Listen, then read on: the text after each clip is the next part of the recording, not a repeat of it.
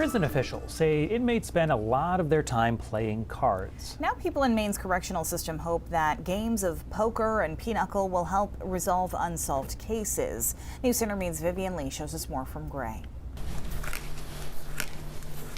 Could playing poker behind bars help solve Maine's cold cases? Maine State Police detectives believe it can. Putting a face to a name, and it's our hopes that there's going to be that epiphany, just one epiphany in this entire deck, where somebody reaches out through the prison system and says, I have information.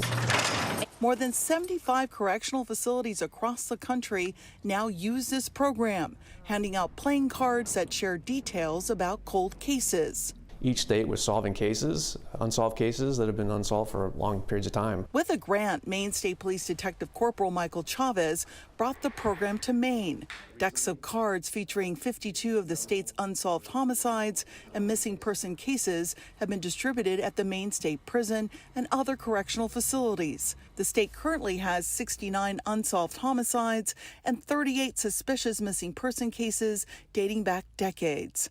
One featured case is Celeste Dogme, missing since 2021.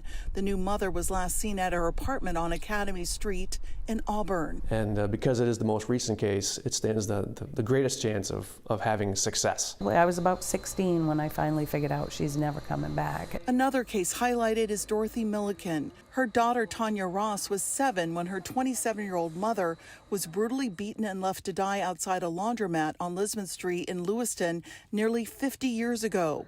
The unsolved murder of this mother of 3 was also the subject of a book published last summer. Tanya, who has spent most of her life seeking justice for her mom, believes the playing cards might help. That it could jog somebody's memory. It gives them leverage.